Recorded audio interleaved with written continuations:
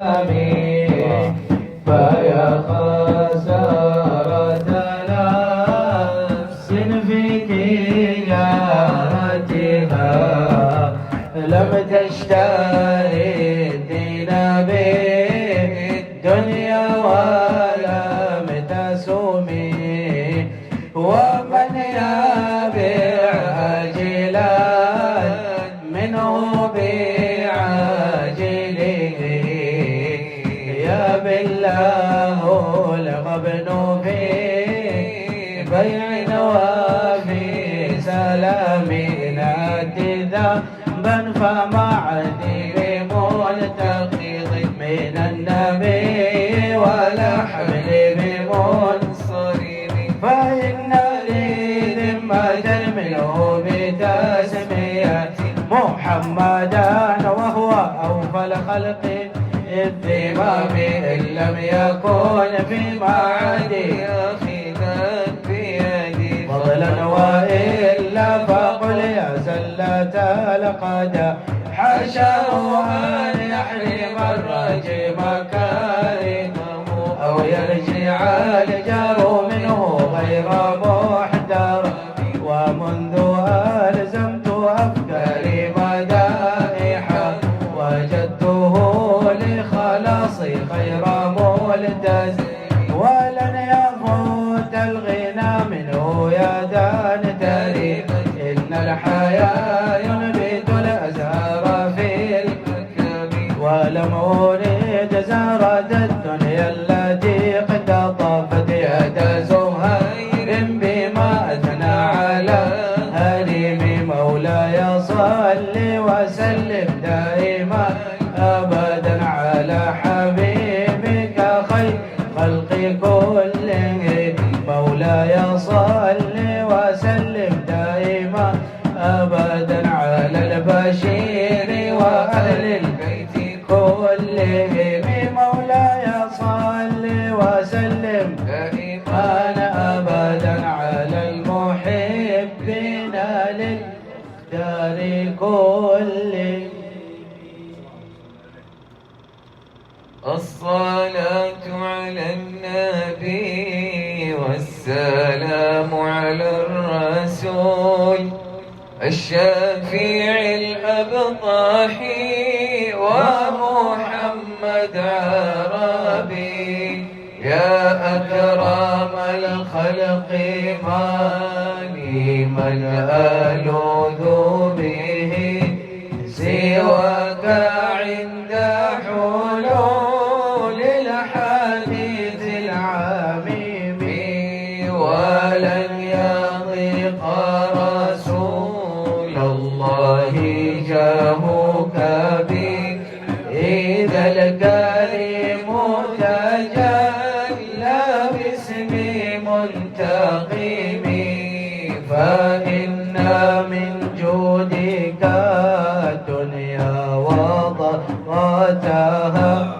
ومن علومك علم اللوح والقلم يا نفس لا تقنطي من زلات عظمت إن الكبائر في الغفران كالأمام لعل رحمة ربي حين يقسمها تأتي على حسب العصيان في القسام يا ربي واجعل رجائي غير منعكس لديك واجعل حسابي غير منخرم والطف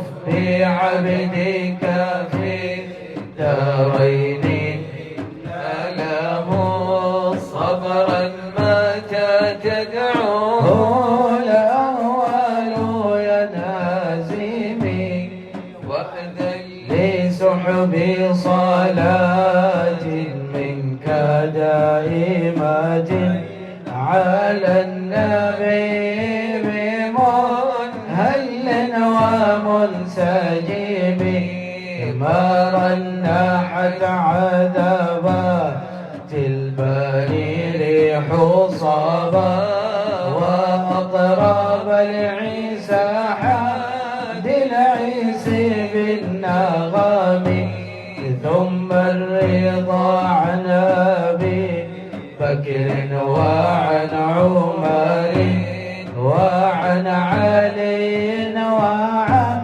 عثمان ذي الكرم والآل والصحب ثم التابعين فهم أهل التقى والنقى والحلم والكرم يا ربي بالمصطفى بلغ مقاصدنا واغفر لنا ما مضى يا واسع الكرم يا ربي بالمصطفى بلغ مقاصدنا واغفر لنا ما مضى يا واسع الكرم يا ربي بالمصطفى بلغ مقاصدنا واغفر لنا ما مضى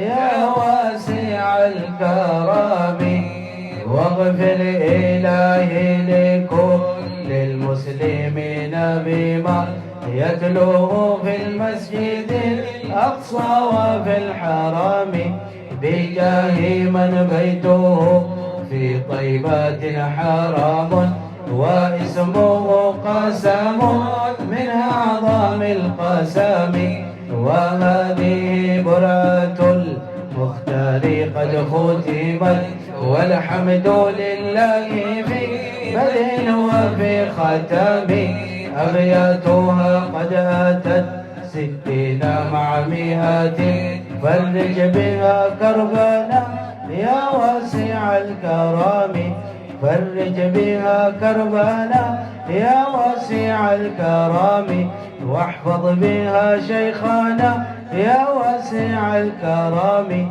وانصر بها شيخنا يا واسع الكرم واشفي بها شيخنا يا واسع الكرم واحمي بها شيخنا يا واسع الكرم وارحم بها موتانا يا واسع الكرم وانصر بها ديننا يا واسع الكرم واشفي بها مرضانا يا واسع الكرم واحفظ بها مجلسنا يا واسع الكرم مولاي صل وسلم دائما ابدا على حبيبك خير الخلق كلهم مولاي صل وسلم دائما ابدا على البشير واهل البيت كلهم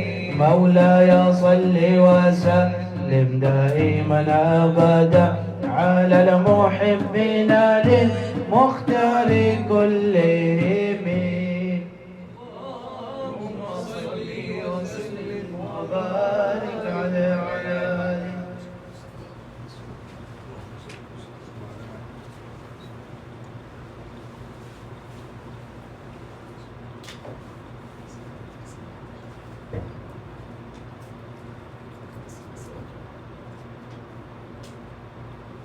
صلاة الله سلام الله على طه رسول الله صلاة الله سلام الله على ياسين حبيب الله صلاة الله سلام الله على طه رسول الله صلاة الله سلام الله على ياسين حبيب الله توسلنا ببسم الله وبالهادي رسول الله وكل مجاهد لله بأهل البدر يا الله صلاة الله سلام الله على طه رسول الله صلاة الله سلام الله على ياسين حبيب الله إلهي سلم الأمة من الآفات والنقمة ومن هم ومن غمة بأهل البدر يا الله صلاة الله سلام الله على طه رسول الله صلاة الله سلام الله على ياسين حبيب الله إلهي نفس الكربة من العاصين والعقبة وكل بلية ووباء بأهل البدر يا الله صلاة الله سلام الله على طه رسول الله صلاة الله سلام الله على ياسين حبيب الله إلهي نجنا واكشف جميع ذية واصرف مكائد العدا والطف بأهل البدر يا الله صلاة الله سلام الله على طه رسول الله صلاة الله سلام الله على ياسين حبيب الله فكم من رحمة حصلت وكم من ذلة فصلت وكم من نعمة وصلت بأهل البدر يا الله صلاة الله سلام الله على طه رسول الله صلاة الله سلام الله على ياسين حبيب الله وكم أغنيت ذا العمر وكم أوليت ذا الفقر وكم عافيت ذا الوزر بأهل البدر يا الله صلاة الله سلام الله على طه رسول الله صلاة الله سلام الله على ياسين حبيب الله لقد ضاقت على القلب جميع الأرض مع رحبي فأنجي من البلى الصعب بأهل البدر يا الله صلاة الله سلام الله على طه رسول الله صلاة الله سلام الله على ياسين حبيب الله إلهي اغفر وأكرمنا بنيل مطالب منا ودفع مساءة عنا بأهل البدر يا الله صلاة الله سلام الله على طه رسول الله صلاة الله سلام الله على ياسين حبيب الله إلهي اغفر وأكرمنا بنيل مطالب منا ودفع مساءة عنا بأهل البدر يا الله صلاة الله سلام الله على طه رسول الله صلاة الله سلام الله على ياسين حبيب الله إلهي أنت ذو لطف وذو فضل وذو عطف وكم من كربة تنفي بأهل البدر يا الله صلاة الله سلام الله على طه رسول الله صلاة الله سلام الله على ياسين حبيب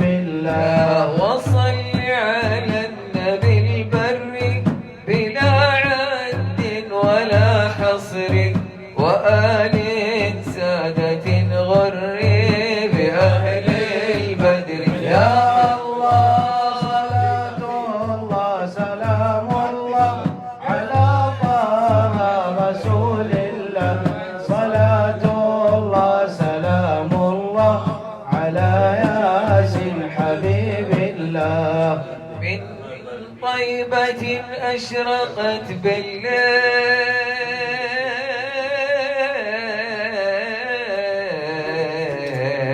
أنوار. طيب طيب يا محمد، طيب ما شاء الله. من طيبة أشرقت بالليل أنوار،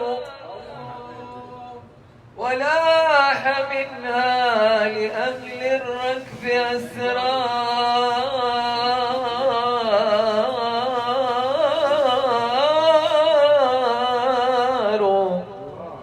تمايل الركب لما هب ريح قبا، تمايل الركب لما هب ريح قبا، كأن ريح قبا لأهل الركب خمار.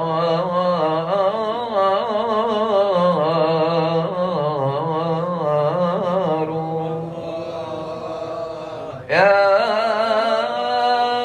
سعد رفقا فقد فزنا بكل منى، يا سعد رفقا فقد فزنا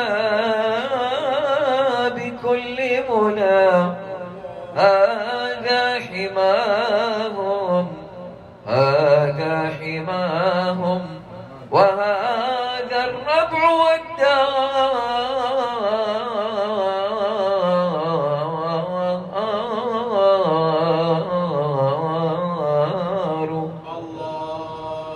بشراك بشراك قد لاحت منازلهم، بشراك بشراك فقد لاحت منازلهم. أنزل فقد نلت ما تهوى وتختار.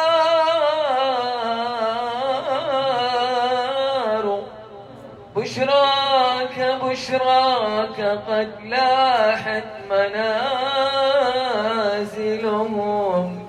أنزل فقد نلت ما تهوى وتختار.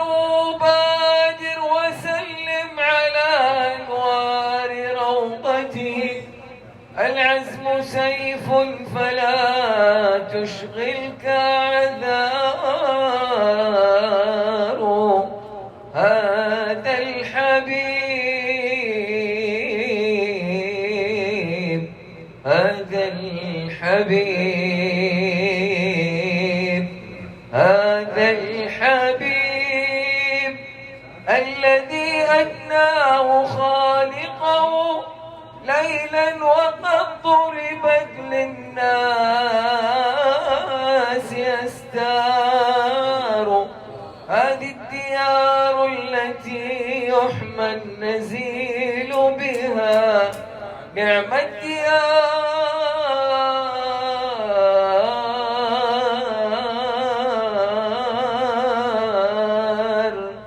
نعم الديار، ونعم الأهل والجار.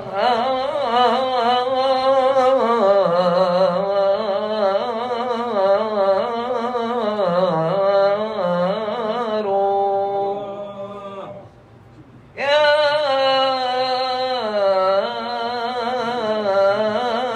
رب، يا رب جمعا طلبنا منك مغفرة وحسن خاتمة، يا واسع الجود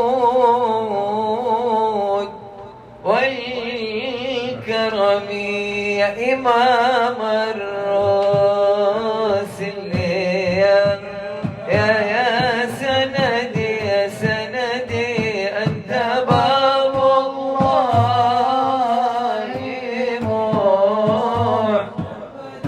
فبدنياي وآخرتي يا رسول الله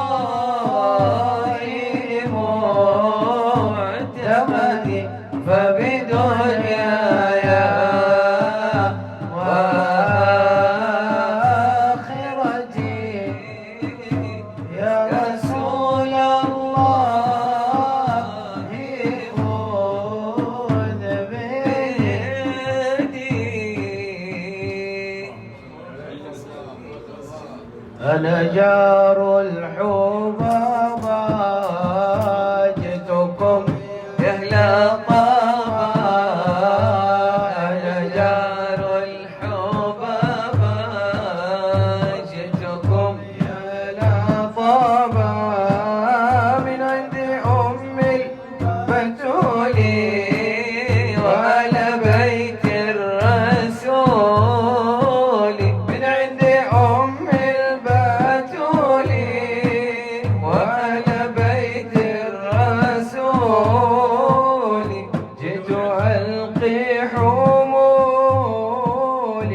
افتحوا للأبواب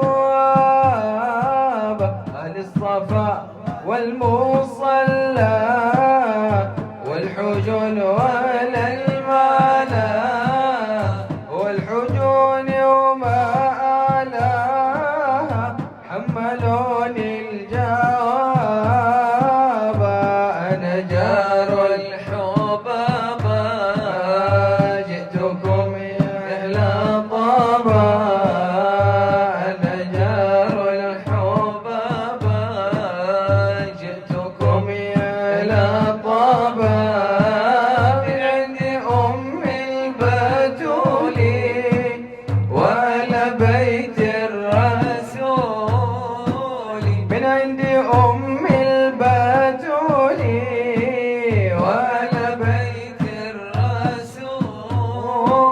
يا سيدي جئت خايف من سواد الصحائف.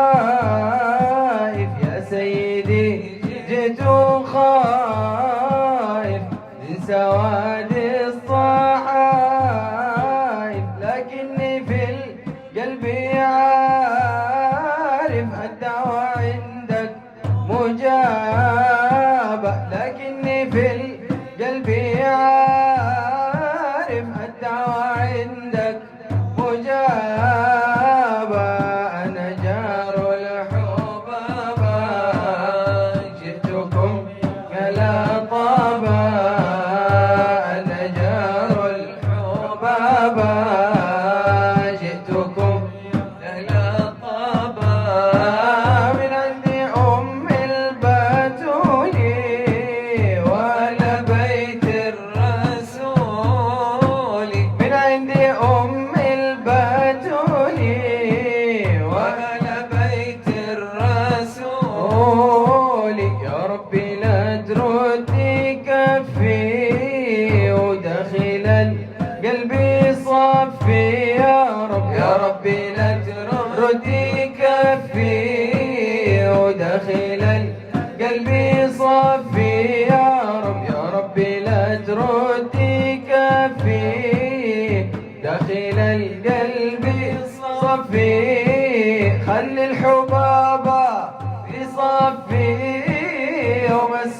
السؤال والجواب، خلي الحباب في صفي يوم السؤال والجواب،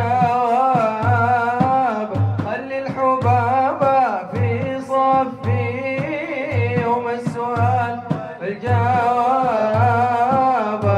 أنا جار الحباب جئتكم يا لطابة، أنا جار الحباب جئتكم يا لطابة، من عند أم البتول وعلى بيت الرسول، من عند أم البتول وعلى بيت الرسول.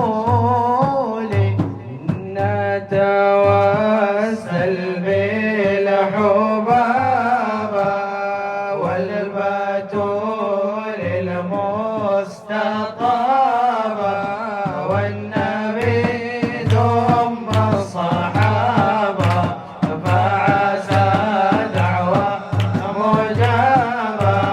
نتوسل بالحباب والبتول المستطابة، والنبي ثم الصحابة، فعسى دعوى مجابة. إنا للذكرى أريجون، حفلون بهيج، سطعت فيه خديج، فانتفت عنا الكآبة. نتوسل بالحباب والبتول المستطابة، والنبي ثم الصحابة، فعسى دعوى مجابة. لها زوج الرسول إنها أم البتول، فوق تصوير العقول وجدها ديك حبابا. نتوسل بالحباب والبتول المستطابة، والنبي ثم الصحابة، فعسى دعوى مجابة. عاشر طه نبينا أنجبت منه البنينا، والكثير الطيبين، وبها سالت شيابا. نتوسل بالحباب والبتول المستطابة، والنبي ثم الصحابة، فعسى ومجابة. ذكرها يحيي فؤادي، فهي ركني وعمادي. ذكرها يحيي فؤادي، فهي ركني وعمادي. حبها في الحشر زادي، وبها أرجو المثابة. نتوسل بالحباب والبتول المستطابة، والنبي ثم الصحابة، فعسى إنا للذكرى أريج، حفلنا حفل بهيج، سطعت فيه خديج، فانتفت عنا الكآبة. نتوسل بالحباب والبتول المستطابة، والنبي ثم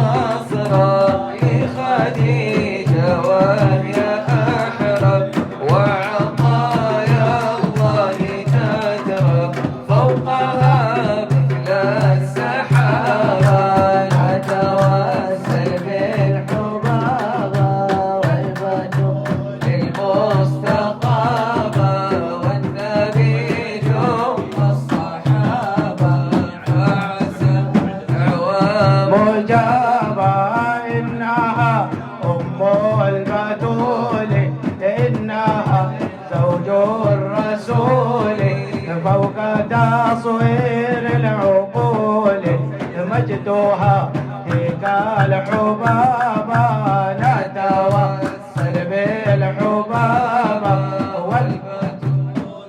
والمصطفى والنبي ثم الصحابة فعسى دعوى مجابة هي بالتقديم أولى سبقت حرا ومولى هي في الترتيب أولى بين أهل الاستجابة نتوسل بالحبابة والرسول المصطفى والنبي ثم الصحابة فعسى دعوى مجابة سعدنا بالدنيا فوزنا بالأخرى بخديجة الكبرى وفاطمة الزهراء سعدنا في الدنيا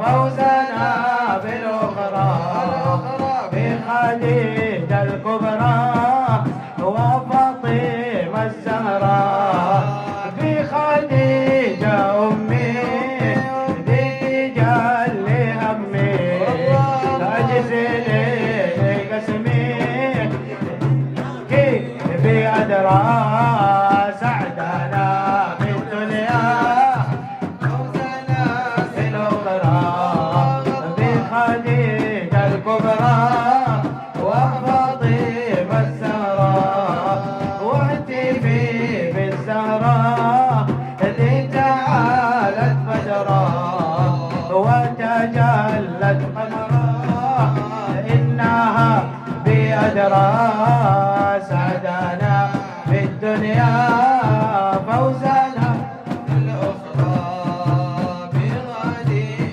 الكبرى وفاطمة الزهراء يا أهل بيت المختار علينا المقدار اشفعوا للمحتار إنكم بأدرى سعدنا في الدنيا فوزنا بالأخرى بخديجة الكبرى وفاطمة الزهراء سعدنا في الدنيا فوزنا بالأخرى بخديجة الكبرى وفاطمة الزهراء لا فتى إلا علي لا سيف إلا ذو الفقار اذكروا على محمد كل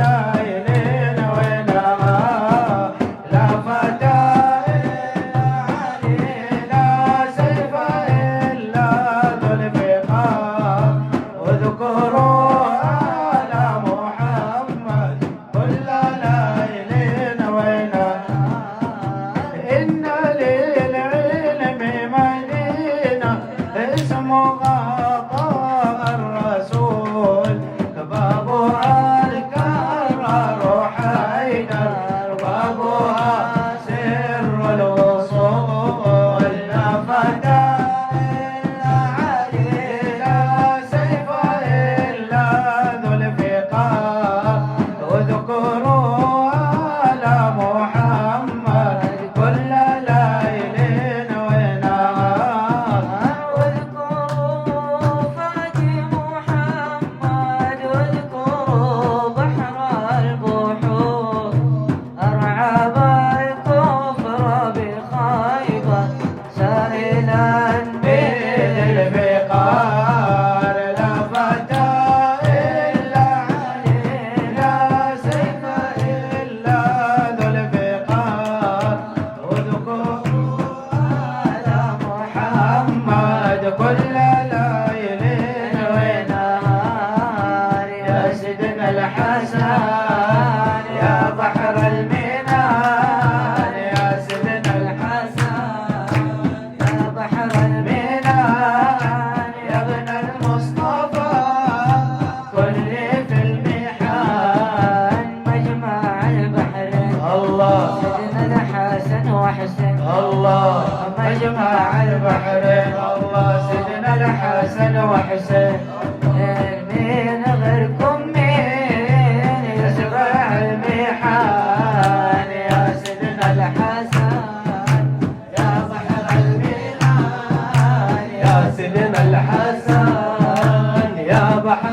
الجنان يا ابن المصطفى كل بالمحال أحبك وأريدك واتمنى بسيدك انا عبدك ومريدك يا سيدنا الحسين بحبك واريدك واتمنى بسيدك أنا عبدك وأريدك الحسين يا سيدنا الحسين يا ابو علي زين الاقي زيك فين يا سيدنا الحسين بحبك واريدك واتمنى بسيدك انا عبدك ومريدك يا سيدنا الحسين يا ابن البتولي يا سبط الرسولي يا باب القبولي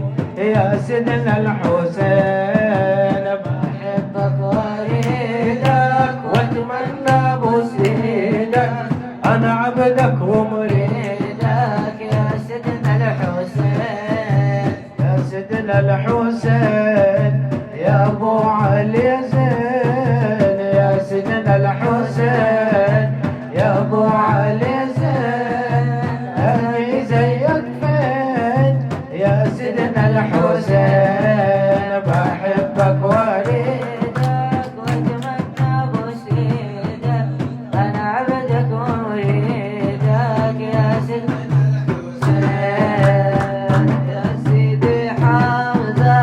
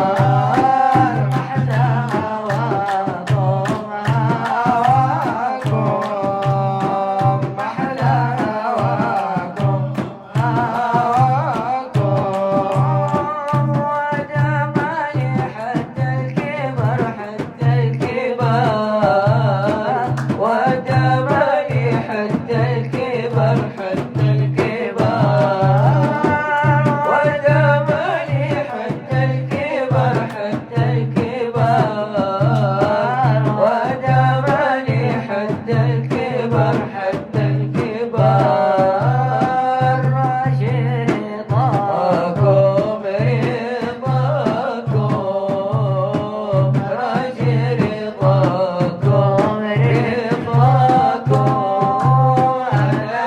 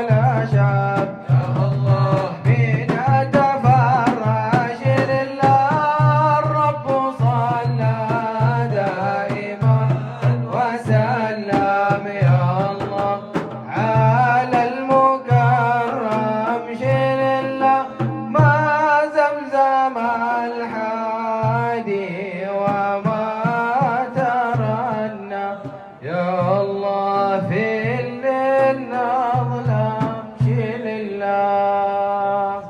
اللهم صل وسلم وبارك عليه وعلى آله. القصيدة في مدح خديجة رضي الله تعالى عنها وأرضاها، مهما قال القائلون ومهما مدح المادحون يكفيها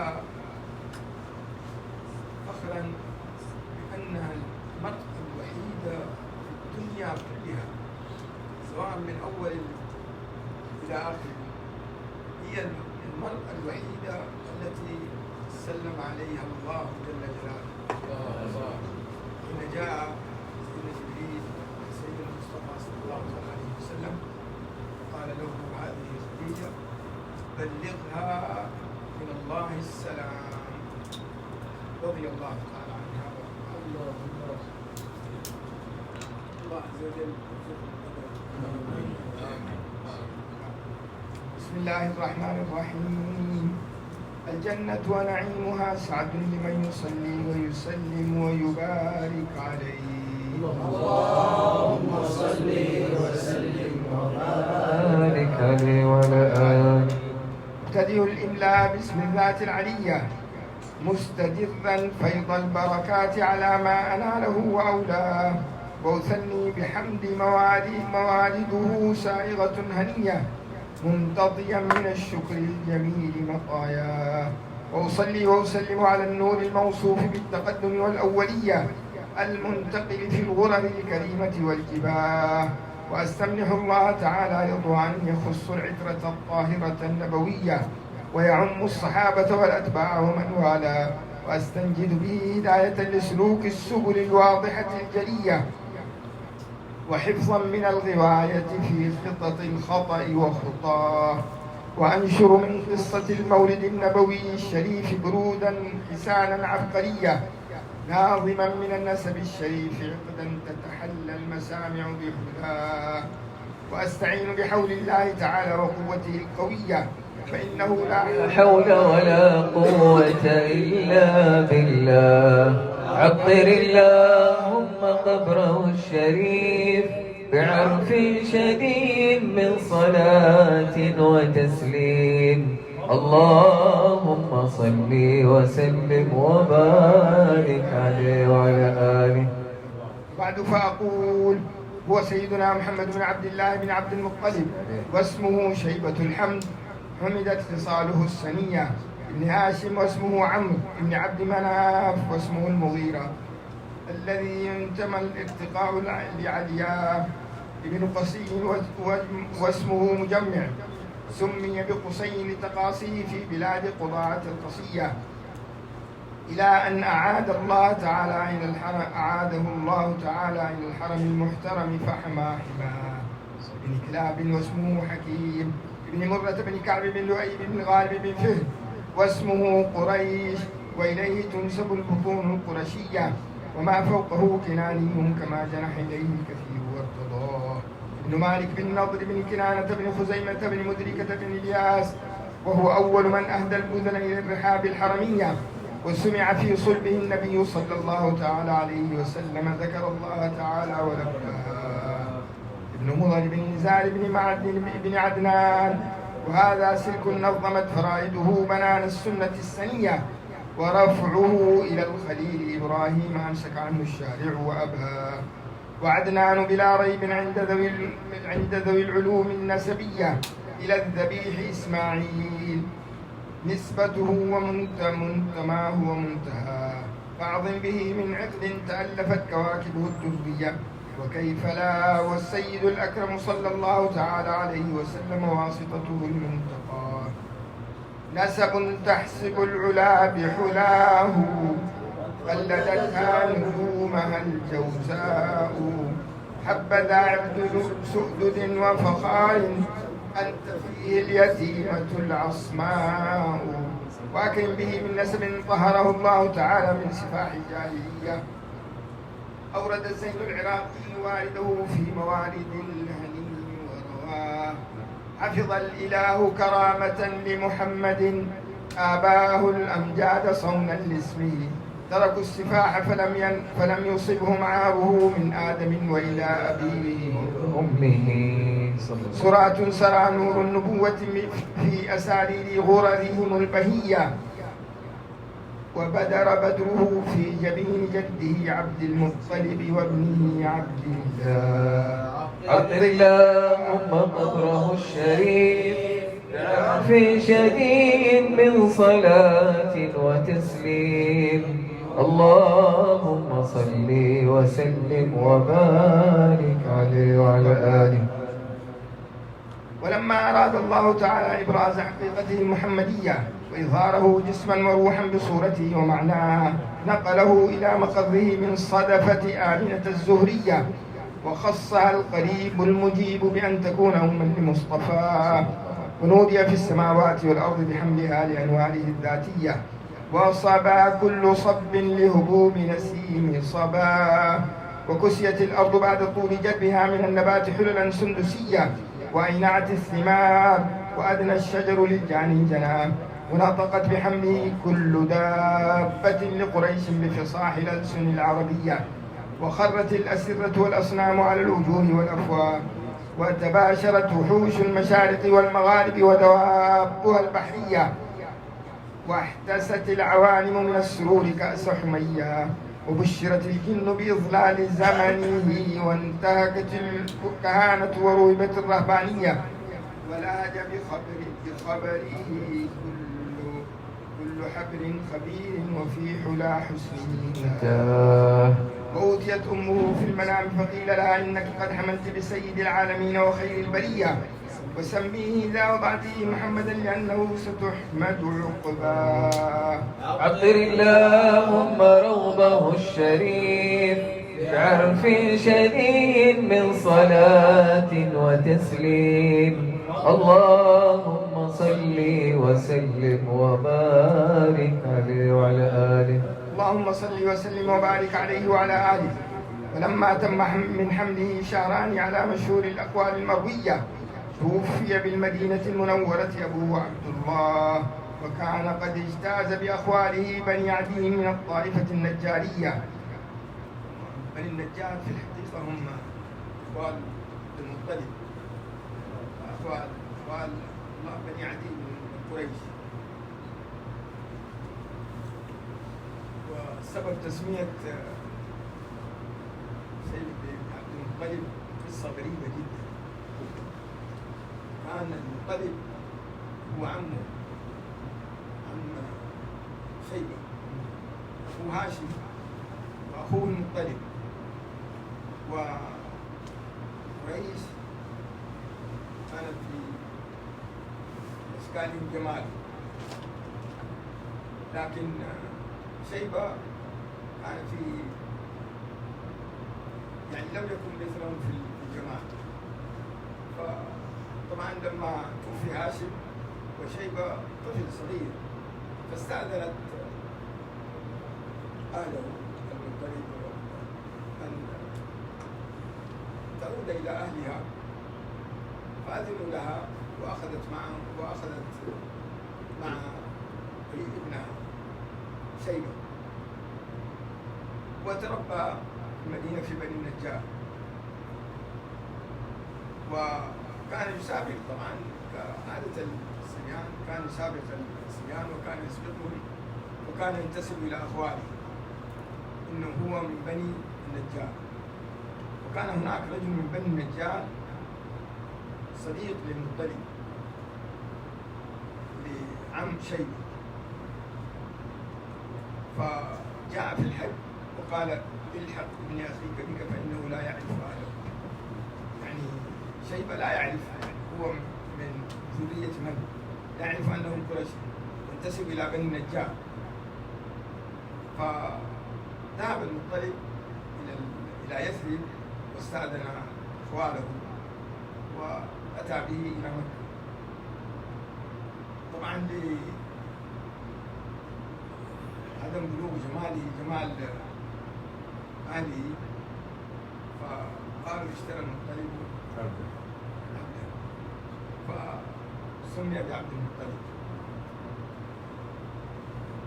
هذا سبب تسميتي المختلفة. نعم. وما كتب فيهم شعرا سقيما يعانون سكنه وشكوه، ولما تم من حمله على الراجح 9 أشهر قمرية، وآن للزمان أن ينجلي عنه صداه، حضر أمه ليلة مولده آسية ومريم في نسوة من الحظيرة القدسية، وأخذها المخاض فولدته صلى الله صلى الله على محمد صلى الله عليه وسلم. صلى الله على محمد صلى الله. أزكى التحية والسلام، أزكى التحية والسلام على المضلل بالغمام، وعلى المضلل بالغمام، شفيعنا يوم الزحام، شفيعنا وعسى عسى دايم دوام، وعسى عسى دايم دوام، يوقف على باب السلام، ونوقف على باب السلام، ونشاهد البدر التمام، ونشاهد البدر التمام، شفيعنا يوم الزحام، شفيعنا وهلل الطيبة وقالت مرحبا يا نور عيني، مرحبا مرحبا يا مرحبا ألف مرحبا جد الحسين،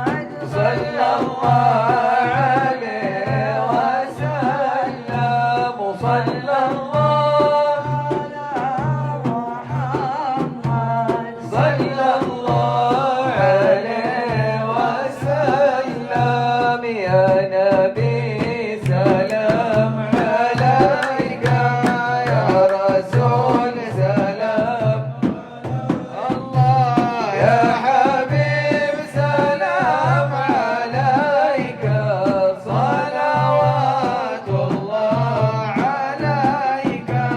أشرق الكون ابتهاجا بوجود المصطفى أحمد، ولأهل الكون أنس وسرور يتجدد. يا نبي سلام عليك، يا رسول سلام عليك، يا حبيب سلام عليك، صلوات الله عليك. مرحبا يا نور عيني، مرحبا مرحبا جد الحسين والحسن، مرحبا يا نور عيني، مرحبا مرحبا جد الحسين والحسن. يا إلهي ومليكي يا الله، أنت تعلم كيف حالي يا الله، وبما قد حل قلبي يا الله، من هموم واشتغالي يا الله. مرحبا يا نور عيني، مرحبا مرحبا جد الحسين والحسن، مرحبا يا نور عيني، مرحبا مرحبا جد الحسين والحسن. حاجة في النفس يا رب يا الله، حاجة في النفس يا رب، فاقضها يا خير قاضي، وارح سري وقلبي من لظاها والشواضي. فتداركنا بلطف، فتداركنا بلطف منك يا مولى الموالي، واسبل الستر علينا يا مجيبا كل داعي.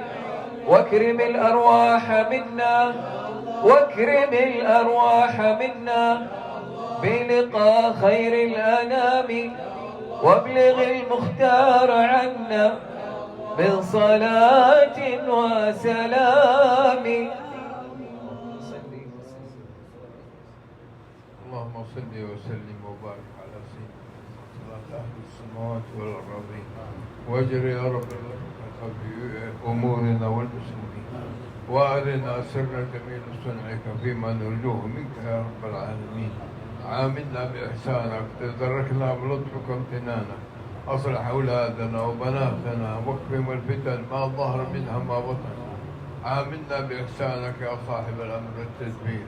اللهم يا الله أصلح الأولاد والبنات، واكفهم الفتن واكفهم الفتن واكفهم المحن، وسهل البنات الرجال الصالحين اللي يخاف الله فيهم.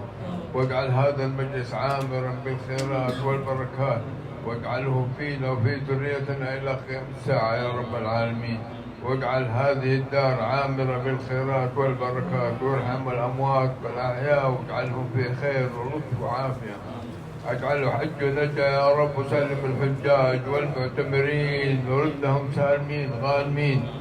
وآمنا في هذه البلد ولا تغير علينا، واكفنا الفتن ما ظهر منها ما بطن، نورا من نورك وسعة من رزقك يا رب العالمين.